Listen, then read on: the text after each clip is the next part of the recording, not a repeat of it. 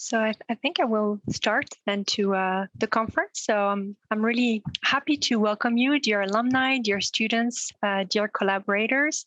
It is our pleasure to welcome you today for this conference organized jointly with our partner Cerebras Systems on architecting the machine learning accelerator of the future.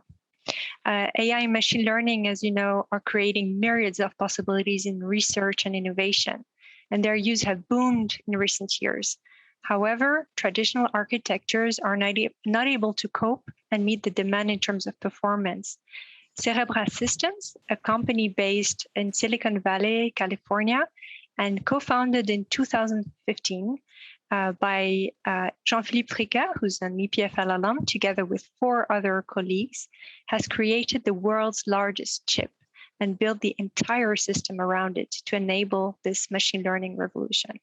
So has already today about 300 employees and growing fast, is valued at over $4 billion. Cerebras Systems recently raised another $250 million and is looking for talents to accelerate its growth, and also would like to build a team of experts based in Switzerland.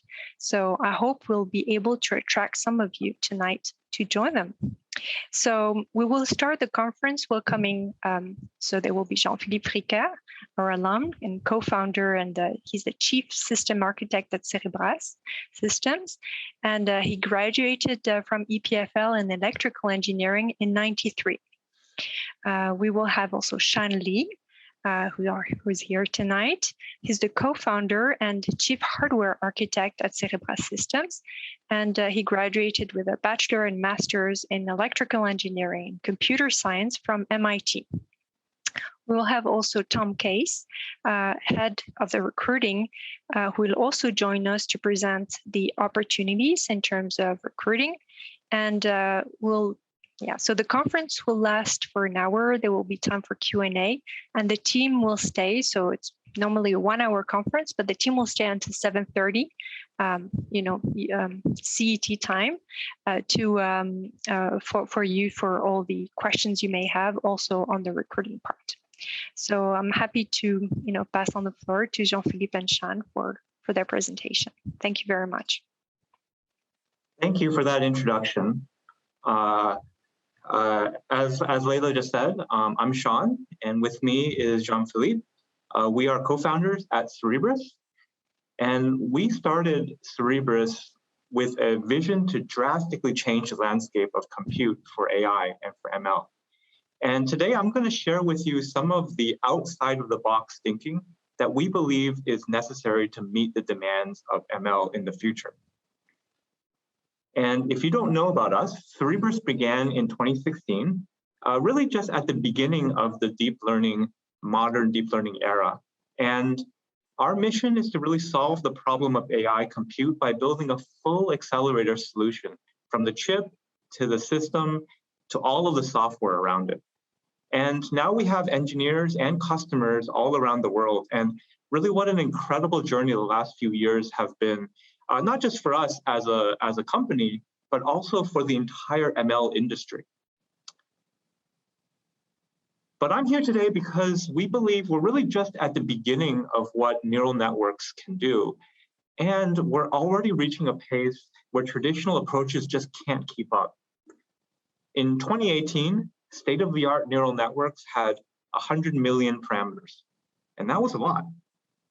But in 2019, models like GPT-2 or Megatron, they were 10 to 100 times larger. And then a year after that, we got GPT-3 with 107 billion parameters. And in fact, just a few months ago, Microsoft announced their Megatron Turing NLG neural network with 530 billion parameters. That's 500 billion parameters. And there's really no end in sight. Tomorrow, we're going to want to run models with trillions of parameters. So when you step back, we're seeing 1,800 times more compute in just 2 years.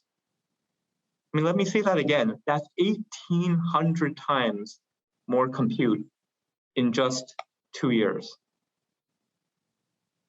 As a computer architect and a technologist, and for all of us as a community, that's both extremely exciting, but also quite daunting at the same time. So let's take a look at how we've responded as an industry to this unprecedented demand. Well, the exciting part is that as an industry, we've been hard at work and we've seen some remarkable innovations. In fact, many of those neural network models I just showed you, they wouldn't have been possible without this. And here are some examples. In the last few years, we've been continuing to improve process technology from 16 nanometer to 12 nanometer, and now 7 nanometer chips are used every day. We've also seen advanced packaging technologies that enable higher bandwidth memories, for example. And we have lower precision numeric formats, such as 16-bit.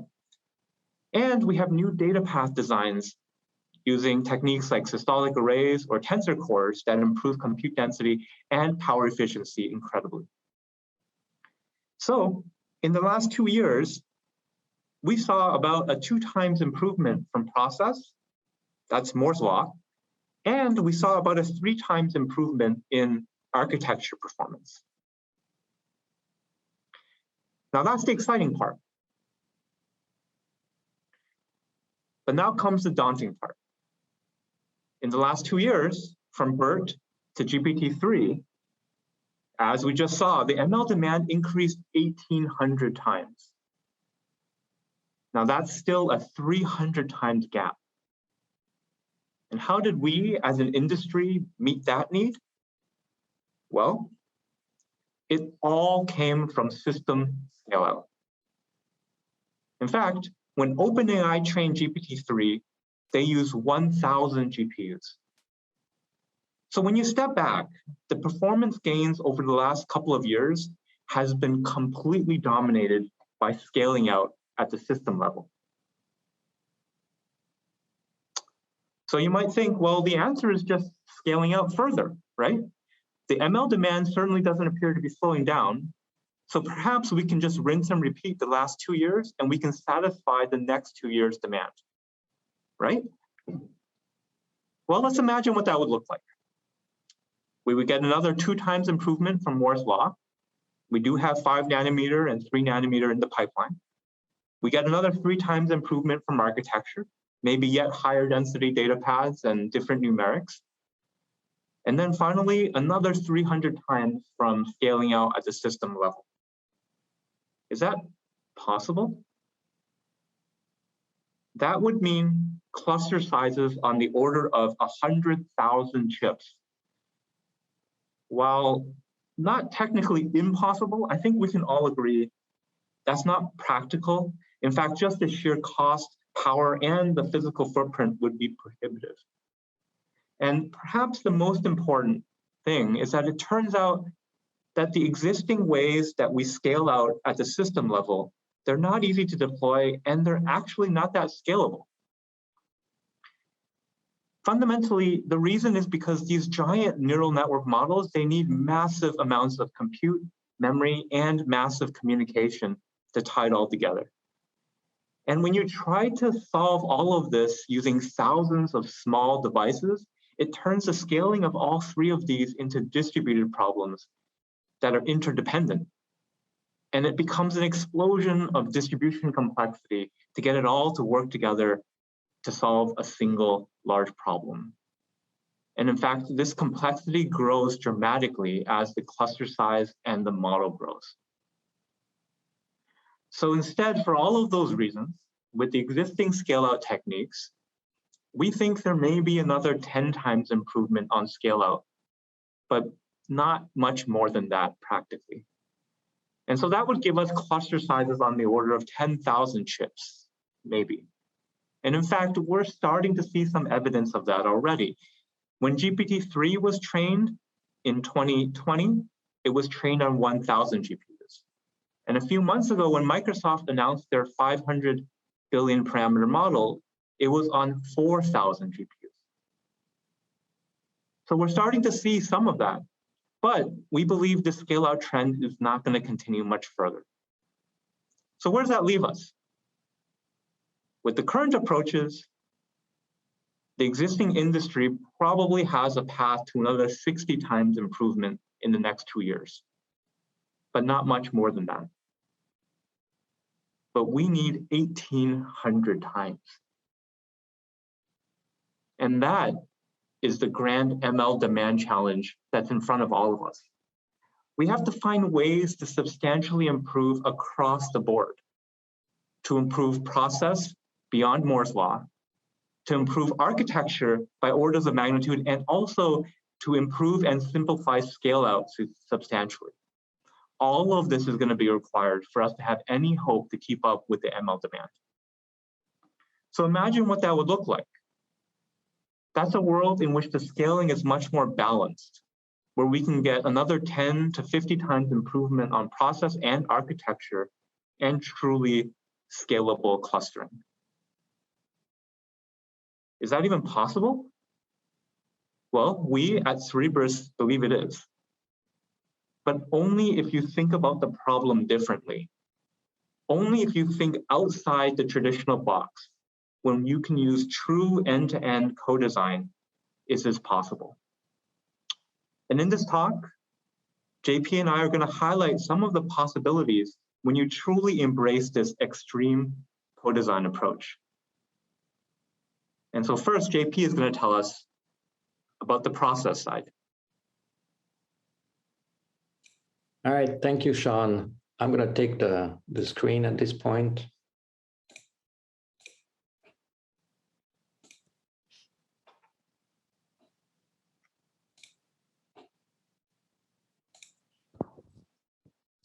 There we go.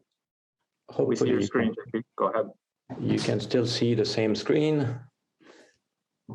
So first, let's dive into the process aspects. So Moore's law is alive and well, right? But can we really amplify it further? Can we go beyond that? So let's look into it. Historically, transistor density improvement have been amplified further by gradually increasing the die size. On the right, you can see here a plot that shows the die size over the last several decades. And as you can see, there has been a steady increase. But we're hitting a wall. And die size are not really getting much larger. And there are a few primary reasons for that, right? First, a larger chip has a very low yield. Second, there are fundamental challenges in lithographic process that prevent increasing the reticle size. Third, significantly larger chips have significantly larger challenges in handling thermal expansion. And lastly, larger chips are more difficult to power and to cool. So let's dig into these a little further, right? Now, the industry has been creative in finding ways to extend beyond a single die and solving some of those problems. For example, with advanced chiplets and MCM's techniques, even decades ago, that has started. And we've been able to achieve 2, maybe 5 times more silicon area in a single device. And very recently, we've been encouraged by some announcements of concept using advanced interposer techniques, even using a wafer interposer. And such techniques, when it's available, might achieve up to maybe 20 more silicon area in a single device. And we believe that techniques like these are highly valuable because they extend the effective size of the chip. Now, let me show you how we've approached this problem at Cerebras to show it's possible to push this even further, and this with tighter co-design. In 2019, we introduced the Wafer-scale engine. And in 2021, we announced the second generation. It's the largest chip ever built, as far as we know, at 56 times larger than the largest GPU today. It's a single piece of silicon, the largest square you can ever carved out of a round 300 millimeter wafer, the largest wafers produced these days. At over 46,000 square millimeter in size, with 2.6 trillion transistors on a single chip, we can fit 850,000 cores. With all of these cores integrated on a single piece of silicon, we get some truly mind-boggling numbers for memory and fabric performance, because everything is on chip. And to do this, it requires a very deep co-design to solve three main problems of yield, process, and power. About yield. Yield is an issue for every traditional small chip, so it becomes a fundamental challenge for extremely large chips. At wafer scale, it would be literally impossible to yield a full wafer with zero defects. Every wafer, every die has defects. Defects in silicon and manufacturing process just can't be avoided, even in a very mature process. To solve the yield problem, we use redundancy. So we architected our chip as a giant array of uniform, very small cores connected with a 2D mesh fabric. The design includes redundant cores and redundant fabric links. These pictures here show an example. There are extra redundant core at the top built into the hardware. On the left is when no defects are present. Redundant cores are not used. On the right is when there is a defect, which we can detect by testing the chip. And we use redundant cores to take its place and reconnect the fabric using the redundant links. This fully restores the logical fabric. With these techniques, we can drive yield very high with very low additional cost.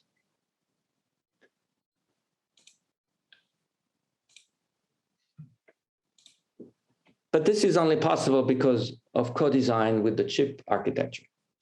In fact, as you can see, the yield solution is baked deeply into the fundamentals of the fabric design itself. The ASIC team had to do a lot of work to really understand how, at the architecture level, the yield problem could be solved. Just not the function of the core, but also the manufacturing had to be solved. The second major challenge is how to extend beyond traditional lithography limits. So creating large reticles has fundamental challenges. So we work with standard independent die on a single wafer. But instead of cutting up the individual chips, we cut out the larger square from the round wafer. In the standard fab process, independent dies are separated by a scribe line, in white in this picture, which are used as mechanical barriers and for test structures. And then at the end of that manufacturing of the wafer, the traditional way is to cut those lines to singulate every die individually.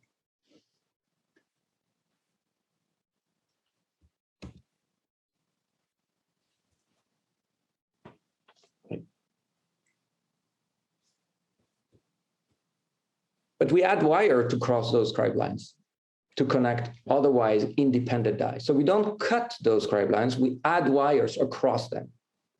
We do this by using a high-level metal layers of the process, and this extends the 2D mesh fabric, resulting in a fully homogeneous array of cores across the entire wafer.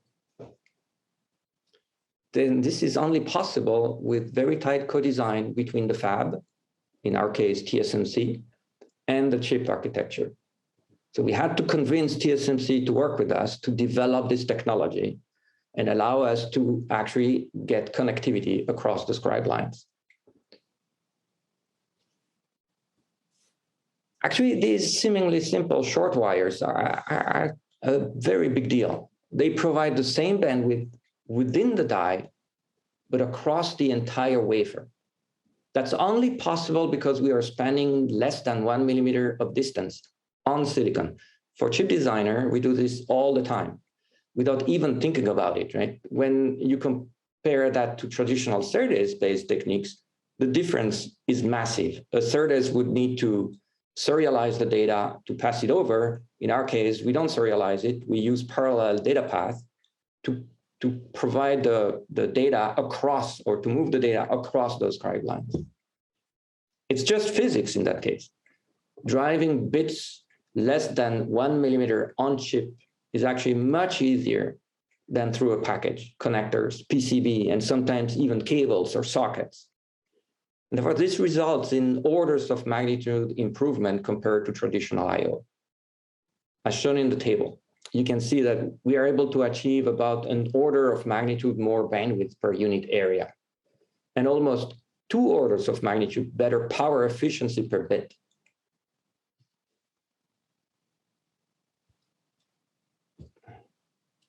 But this is a clear trade-off here. In many ways, by moving the communication problem onto the chip, we made it easy, but we shifted the complexity that would otherwise be in the chip, in the form of SerDes, for example. We've shifted that complexity into the package. So the challenge is also in the package, it's mostly a thermal expansion problem. As shown in the picture, we have silicon on the top and the PCB on the bottom. That's very common. But with no surprises, when you heat up this structure, they expand at different rates. They are made of different material, and therefore they expand at different rates. It's a big deal because the size of the wafer means the variation across the chip is much larger, so large that it would result in too much mechanical stress using traditional package technology. In other words, it would just crack, it would break. Our solution is we developed a custom connector to connect the wafer to the printed circuit board. The connector has special property that it can absorb the dimensional variation while maintaining connectivity. As seen in the picture, the largest dimensional variation occurs at the edges where the connector has to absorb the most variation. Once we solved such challenge, we faced another one: how to carry 44,000 amps through that. So this is only possible with extremely tight co-design with the package and the system. Remember, 44,000 amp that needs to be carried across that connector and that package to power the wafer. So we have to really do a tight co-package design to achieve this. So at the package level, we've taken all of the silicon that was traditionally spread out physically, like on a traditional server motherboard, the various CPUs might be spread out, and we've moved it all into a central location, consuming on the order of 20 kilowatts. That concentrated high density exceeds traditional power and cooling capability. We need to bring the power in, and traditional current distribution is done through power plane in a PCB. As you can see here, the current comes from around the CPU or an FPGA or a GPU. But the current density are too high to distribute laterally throughout the PCB when that CPU becomes larger and larger. If we did that, we would only be able to power the edges of the wafer. And we cannot even conceive or manufacture a board that is thick enough to carry enough current, to carry this current from the edges of the chip. Then we had to bring the power out in form of heat. And traditional cooling is done through direct airflow with a heat sink on the top of the chip. But the heat density is so high for it to be effective, right? If we did that, we would only be able to cool the die that are at the very edge of the wafer and not the one at the center.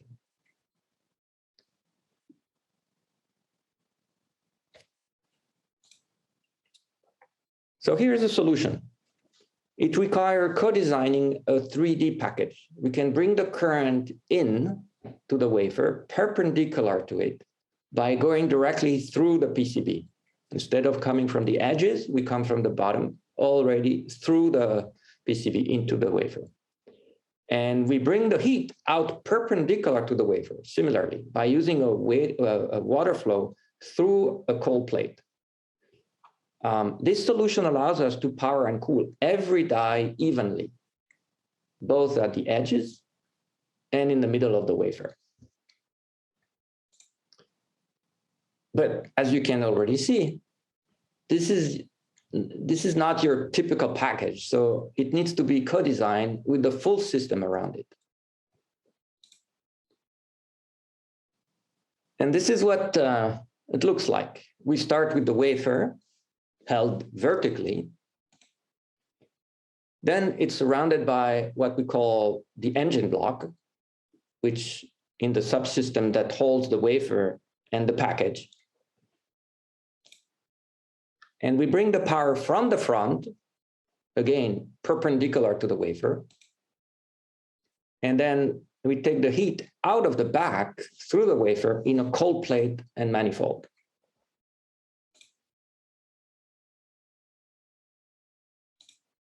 So here's what it looks like when you explode it,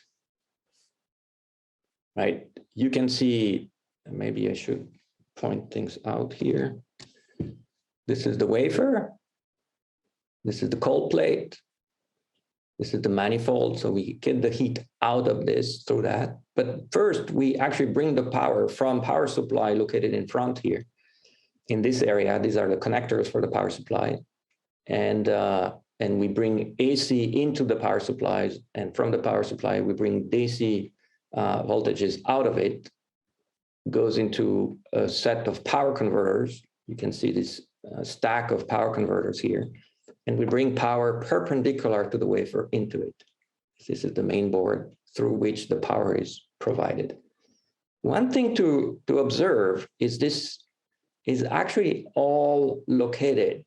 The power delivery and the cooling is all within the area of a wafer. It does not bleed out to the sides. It's all collocated with the wafer and very compact. Now, we didn't make it compact just for the fun of it because it's hard to do it this way, but because we had to get the power to get to the wafer in a way that's efficient. You don't want any electrical losses, so you have to keep the distance very small, very short.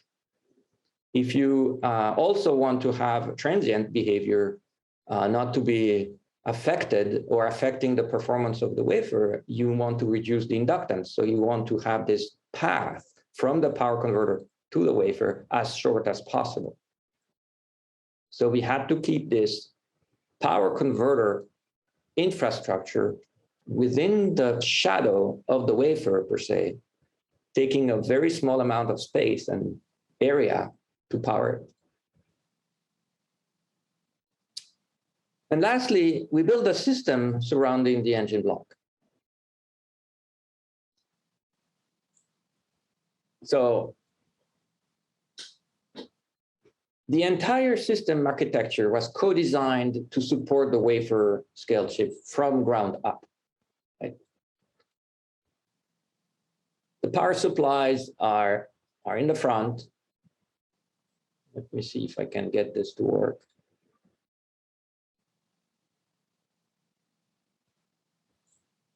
Yeah, here. The power supplies are in the front. The water pumps are on the side. You can see a heat exchanger in the back.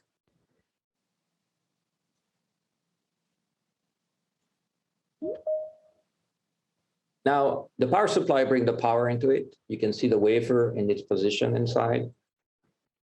And then the heat gets out into the manifold. Then the heat goes into the heat exchanger, and we extract the heat from the system. And we use an internal water loop that goes in circles here.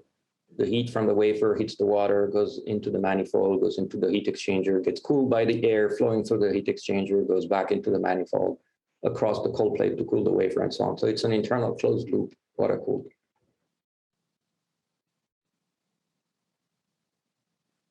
And this is how it looks. Yeah, we added some nice doors in the front to cover the look of the internals. And by the way, these doors are perforated to let the air flow through it.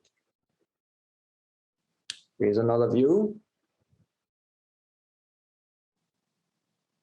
and how the chassis decomposes. So the engine block we just talked about is in this rear area here. This is the heat exchanger, and you can see various fan trays and power supplies on the left and pump modules. The pumps are actually hot swappable. You can take them out and replace them while the system is running. So we had to define and use very special connectors here. Many people ask, what are those big connectors? Well, they are for water. 100 liters per minute flows through this loop, so it's very, very fast.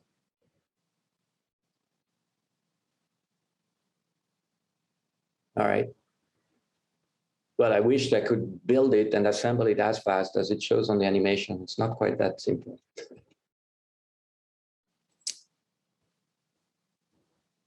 Where every detail is co-designed to enable a chip that is 50 times larger than the traditional chip, right? This is a system that is very, very tightly co-designed at various levels of the architecture, at the chip, at the package, at the system power delivery, surrounding the power delivery as well. With this level of co-design between the system, package, fab, and chip architecture, we can literally push the envelope of the die size well beyond traditional scaling. New co-designed approaches such as wafer-scale chips and novel packaging are critical parts for solving the grand challenge in front of us. And this will enable us to push process gains by as much as 2 orders of magnitude and get cluster scale performance on a single chip. But that's only one component of solving this grand challenge. Next, I will let Sean take over from here and tell us about what we can do at the architecture level. Thank you, JP. At the architecture level, imagine what would be achievable if we designed every aspect of the architecture from ground up for neural networks.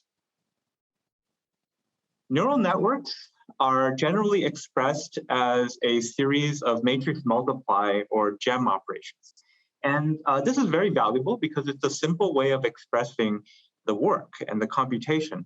And as a result, architectures have evolved over time to run dense matrix multiplies at higher and higher densities. And this is, in fact, one of the primary sources of architecture improvement over the last few years in the industry. It's a big part of that 3 times speed up I showed you at the beginning. But can we continue this approach and get another order of magnitude or more speed up going forward? Unfortunately, I think that's quite unlikely because the physical and the power considerations means that you can fit only so many multipliers onto a single chip. And as you build larger and larger matrix multiply engines, the larger the penalty is if your workload doesn't fit that data path exactly. So in fact, as the compute data path increases in size, often the utilization of that data path actually drops. To get significant gains, we believe you have to change the rules. What if you could get the same final results, but with fewer computational flops? Is that possible? It actually is. And that's because neural networks are naturally sparse. And thinking about them as just dense matrix multiply engines is really missing some fundamental properties of these neural networks. Sparsity can come about from zeros in the computation. And the main operation in neural networks is a multiply and then an add. And multiply add by 0 doesn't change the result at all. Sparsity comes about in neural networks for many, many reasons. Sometimes it's from common machine learning techniques like ReLU or dropout. Sometimes there's sparsity when you might not even expect it. For example, there are nonlinears that can introduce sparsity in the backward pass of training, while the forward pass is actually dense. And additionally, even fully dense neural networks they can be made sparse. In fact, inducing sparsity is often already done in inference. And in a lot of ways, this isn't very surprising because from an intuitive sense, neural networks are really by definition over-parameterized. And the act of training these neural networks is in some sense really just trying to discover the parameters that are important and the ones that are not. And in fact, the ML community is inventing techniques to exploit this property every single day. I've listed here in this table a few of the examples of sparsity algorithms that the ML research community has created. And in fact, some are showing as much as 10 times compute flop reduction, and sometimes even more. So imagine if the architecture could harness this potential and enable the ML community to innovate on even newer and sparser models. We believe that would be a level of ML and hardware co-design that simply isn't possible with existing matrix multiply approaches. And that's because existing matrix multiply architectures, they're fundamentally at odds with the fine-grained and unstructured dynamic computation of sparsity. And that's because hardware data paths have been physically hardwired to perform structured matrix multiplication. And this structure, it actually works quite well when you're doing dense matrix multiply because it enables very compact and efficient designs. But it actually becomes a fundamental limitation when you have this unstructured sparse. And since sparse operations, they actually have very little data reuse and they're unstructured. So we ask ourselves, what if we could co-design an architecture with sparsity as a first-class citizen? And then we could solve this fundamental constraint and we can open up the vast opportunity of machine learning co-design and sparsity acceleration. There's really a large spectrum of ways that you can handle sparsity at different levels of granularity. But let me show you what we did at Cerebras to demonstrate that it's possible to accelerate even the most fine-grained and dynamic sparsity.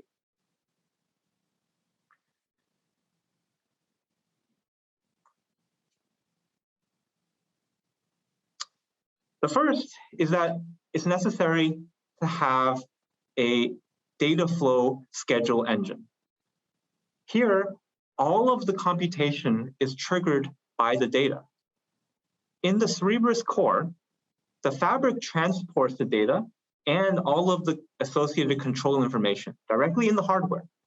And once the core receives that data, it triggers the compute and the instruction to run.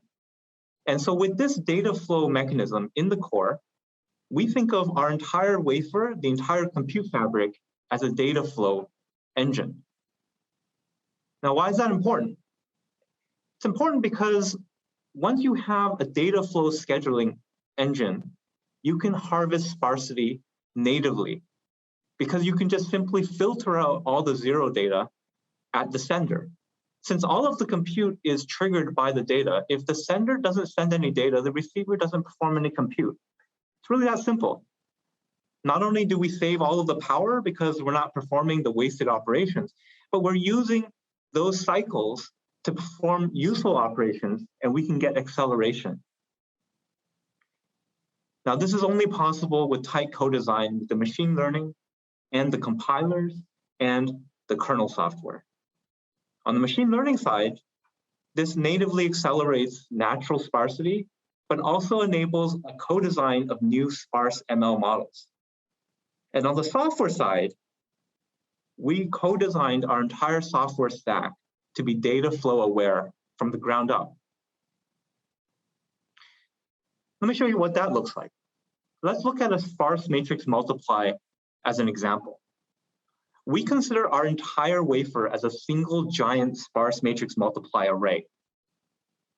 We start with all of the activations distributed across the wafer's on-chip memory. And then we stream the weights through. As they stream through, these weights, they trigger the multiplication with local activations, one individual weight at a time. And this is where we're using that fine-grained data flow mechanisms built into the hardware. and we're skipping all of those zero weights. And this is enabled with the full memory bandwidth, so we can get full performance. And then the resulting partial sums, they're accumulated using the high bandwidth fabric across the entire wafer. There's no need to block or partition the matrix because the size of the matrix is, the size of the wafer is so large that we can operate on the full range of matrix sizes. And then lastly, this is the same flow between dense and sparse computations. And here are some of the results that we've measured. In our lab, we've measured speed up for fully unstructured weight sparsity on GPT-3 size layers. We've done this all the way up to 90% sparsity. That's 10 times more zeros than non-zeros.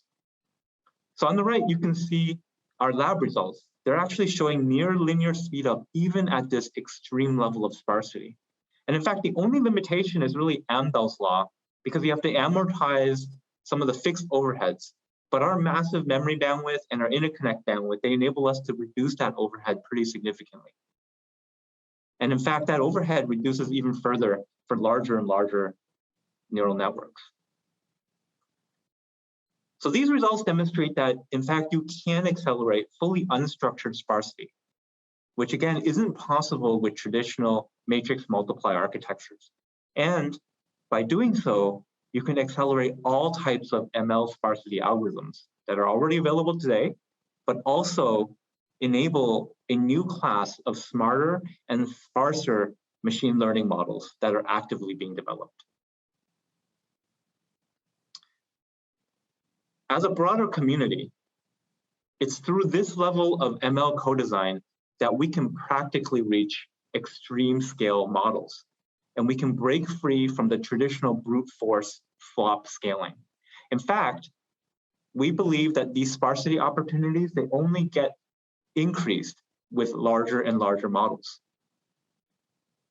So coming back to the grand ML demand challenge in front of all of us, with techniques like sparsity enabling deep ML co-design, along with traditional architecture improvements, there is a path to driving an order of magnitude or even more in architecture performance.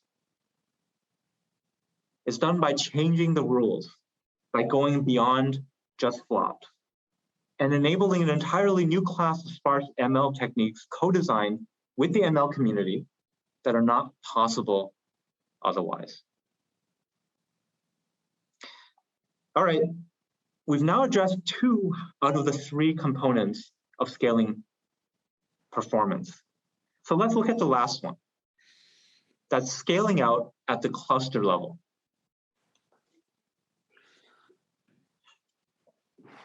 Cluster scaling solutions, they already exist today.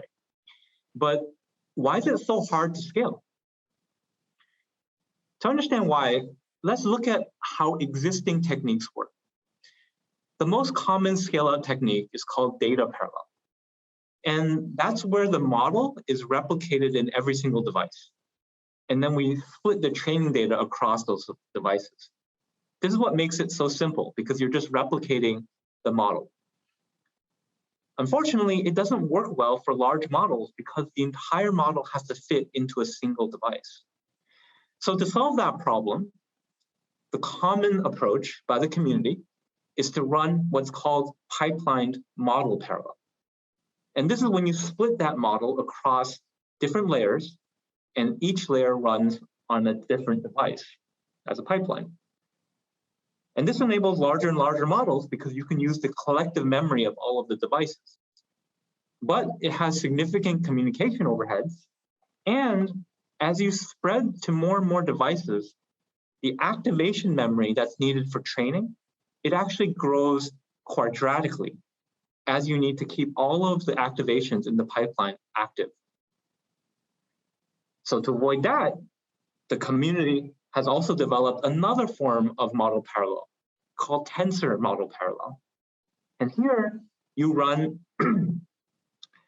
you run the same layer across multiple devices. But this also has significant communication overhead. And splitting those model layers is actually pretty complicated. So because of all of these constraints, today, there isn't a single one-size-fits-all way of scaling out. In fact, in most cases, training these massive neural network models requires a hybrid combined approach between both data parallel and the different forms of model parallel. And that's in fact how OpenAI trained GPT-3. So although the scale-out solutions do technically exist today, there's so many limitations and there's so much complexity that often they're not really accessible and they're very difficult to deploy. And the fundamental reason for this is actually really simple. And that's because traditional scaling out, memory and compute, they're tied to each other. And trying to run a single neural network model on thousands of devices where memory and compute are connected turns the scaling of both of these into distributed constraint problems. And it's all interdependent. As the model size grows, we need to do more partitioning of the model onto more chips, and we need to do more fine-grained coordination. We need to do more synchronization. If you've trained a neural network on a large cluster of GPUs before, you probably know what I mean. In fact, large companies like Google and Microsoft, they have entire engineering teams to figure out how to do this. But we believe to solve this problem properly, it's not about creating software solutions that hide that complexity. But instead, it's by truly co-designing the solution at the cluster level and thinking outside of the individual devices. We believe it's possible to architect a solution that's inherently simple and scalable. So let me show you the approach that we're taking at Cerebras to demonstrate what's really possible here. It's possible to think about the entire cluster as the machine learning accelerator. And when you do that, you can architect at the cluster level the memory and the compute in a more natural and scalable way. At Cerebras, we're doing this in an execution model we call weight streaming. We start by first disaggregating the memory from the compute, separating them. And the reason we can do this is because neural networks use memory very differently for different components of the model. So at the cluster level, we can design a purpose-built solution for each type of memory and each type of compute. And then as a result, we can untangle all of that complexity and completely simplify the scaling problem. Let me show you what that looks like. So the primary compute unit is the Cerebras CS2 system. And within that system, the single large wafer-scale chip is the large foundational building block on which all large model layers can run without partitioning.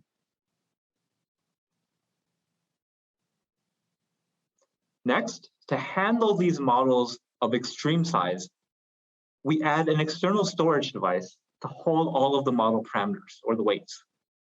And we call this memory X. And it's designed specifically to scale to extreme model sizes, capable of supporting up to trillions of neural network weights. Now, completely independent of that memory, we introduce an interconnect to scale up the number of CS2 systems. We call this SwarmX. And it's also specially designed to scale neural network training to clusters of tens to hundreds of systems. In this execution model, all of the model weights are stored centrally in that memory X unit, and then they're streamed onto the CS2 as they're needed. The weights, as they stream through, they compute each layer. But these weights are never stored on the CS2 system, not even temporarily. As they're streaming through, the CS2 is performing that computation using that data flow mechanism. And then the resulting activations, they stay resident on the CS2, ready to perform the next layer. On the backward path, the gradients are streamed back in the reverse direction, back to memory X, and that's where we do the weight update. So you can think of this almost like a purpose-built memory hierarchy, but at the cluster level. And then we can scale the amount of compute completely independently. And this is done by simply clustering more and more systems with that specially designed interconnect for data parallel training. This is what we call SwarmX. And it sits between that memory X unit and all of the CS2 systems, but it's completely independent from both of them. SwarmX broadcasts weights to all the CS2s, and then it reduces the gradients back from all of the CS2s. So in some sense, it's actually more than just an interconnect. It's really an active component in the training process. It's purpose-built for scale-out neural network training. Internally, SwarmX uses a tree topology because it's modular and it has very low overheads in scaling. And because it's modular and it's disaggregated, you can scale to any number of CS2 systems with exactly the same execution model as a single system. And then scaling to more and more compute is really as simple as adding more and more nodes to SwarmX and adding more CS2 systems. And then lastly, since the underlying architecture supports sparsity natively, the entire cluster supports sparsity natively. We can induce sparsity in the weight matrix in the memory X unit, and then the sparse weights are streamed to all the CS2 systems. The SwarmX interconnect broadcasts them all in sparse form, and then the CS2 system performs all of the computation all in sparse form, again, using those underlying data flow mechanisms. All of this is happening natively with no change to the weight streaming model. In fact, it's exactly the same as how we process dense computation. So with the interconnect architecture, in combination with the overall cluster, we project near linear performance scaling from a single CS2 system to tens to even hundreds of CS2 systems. And here's how that scaling translates to training speedup for a range of natural language neural networks, from 10 billion parameters all the way to trillions of parameters. And this is using the scaling laws of NLP models that was published by OpenAI. And just for reference, the largest language models today, like GPT-3 or MTNLG, they're around a few 100 billion parameters. And as you can see, the scaling is near linear. Now, it does fall off for some relatively smaller models because of the batch size makes the training inefficient beyond a certain point. But for relatively larger models, the scaling continues to trend linearly. So, as you can see, by changing the rules, by thinking beyond the individual devices and thinking holistically at the cluster level, it's possible to solve the fundamental challenges of scaling out today. And it's possible to execute exactly the same on a single device as on hundreds of devices. And that's how it's possible to address the final component of the grand challenge in front of all of us. It's what gives us scale out that's actually inherently scalable. All right, so now let's go back to where we all got started today. In the past couple of years, we've seen over 1,000 times greater demand from the ML workloads, and there's no sign of slowing down. In the next couple of years, this is where we're going to be. On first glance, this seems daunting and not possible. But what we've seen today is that it is in fact possible, but not by using traditional techniques. Only if you change the rules.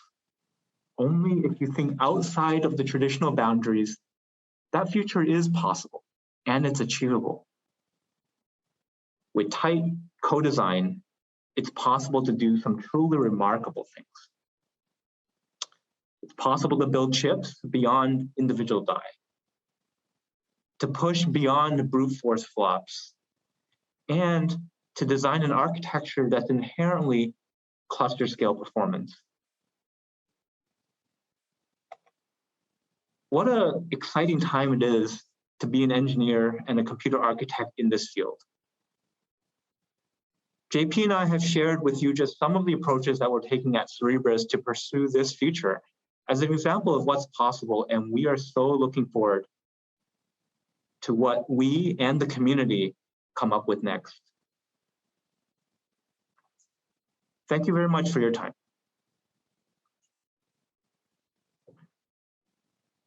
All right, so next up, Tom is going to give us a brief introduction to some of our opportunities here. If any of what you heard today is interesting and exciting to you, and you might want to explore working with us to build this future, Tom's going to tell you how. Thank you, Sean. So I won't take up too much time. I know that there are some questions, and we're going to be sticking around for a Q&A, but what a great presentation. And I feel like I have the best job in the industry to recruit for Cerebras. It's been an incredible 3 years, as Sean said. And I think, Sean said it there at the end. We at Cerebras look for exceptional problem solvers. I can certainly outline some of the areas that we're recruiting, but at the core of it, we're looking for people that can think outside the boundaries, and people capable of co-design, people that have an ability to use first principles thinking and think from hardware all the way up to the application space of ML, even if their focus is in something like parallel computing, but to still have the visibility across the stack. So we have an already amazing team at Cerebras, and we raised a round of funding at the end of 2021, which will fuel our growth through 2022, where we have some aggressive plans. We're about 400 people today, and we hope to be over 500 people by the end of the year. And I think pertinent to this talk, something that we're really focusing on this year is our international growth. And so today we have an engineering center in Toronto that will be over 100 people by the end of the year. We have our headquarters in Silicon Valley and a team in San Diego. And then we have people that are working remote for us around the world: Taiwan, Thailand, UK, Belgium, France, and I'm sure that I've missed a few off here, but we really, as a company, have evolved our execution model around working as a distributed company. And we're always looking for opportunities to build new locations, and we're always looking for opportunities to hire people in new geographies. I think it makes for a really international culture. And as someone that didn't grow up in the US but works for a US company in the US, that's really something that I've appreciated. And I think finally for Cerebras, for a startup, we have incredible impact through the customer work that we do. As a relatively small company in this very large data center space, we work with huge customers. Whether it be national labs, supercompute centers. Today, we just announced a new customer with Total Energies. We've also talked, there's a great white paper that GlaxoSmithKline wrote on our work with them. So all around the world, we have customer activity. So it's a really good opportunity to both kind of get in at a ground level of solving some of these really hard problems that exist only in startups that are taking on this challenging work, but also a company that has customer momentum and And so I think that makes this a really perfect time to join Cerebras. Sean, could you move to the next slide? So just to finish, these are the 4 engineering areas. Really, Cerebras, while we're 400 people, we're more like sort of 20 teams of 20. We're lots of small expert teams. And so you never feel lost, and you can always really see the impact and influence you can have on the company. But as best I could, I've broken our opportunities into 4 areas. So there's the hardware systems lab that JP is our chief architect of. And so he outlined some of the enormous mechanical, electrical, and thermal challenges, and validation is a huge part of what we do as we're moving more into manufacturing and deployment at scale. And then our silicon design and architecture, as JP and Sean talked about, the incredible wafer-scale chip just being radically different to what has been built in the past. And so even as people bring these skills that they've worked on for many years into Cerebras, it's working on a very different scale. And then software engineering is probably 2/3 of the company. Everything from parallel computing to compilers to programming languages to host and embedded and diagnostic software. So a really broad software stack. And then finally, we have experts in machine learning, both working on applying customer networks to our unique hardware, and also exploring new techniques, new properties of sparsity, thin matrices, the properties that really differentiate wafer-scale to GPUs. Is just such an exciting area to be in. So we have opportunities across those areas, and we do these events to give people a personal connection. So rather than apply via the website, please reach out to me and let's have a conversation, or reach out to JP and Sean. These events bring us closer to people and make the recruiting process a lot more personal, and that's how we like to operate. So thanks everyone for listening, and we're now open to questions.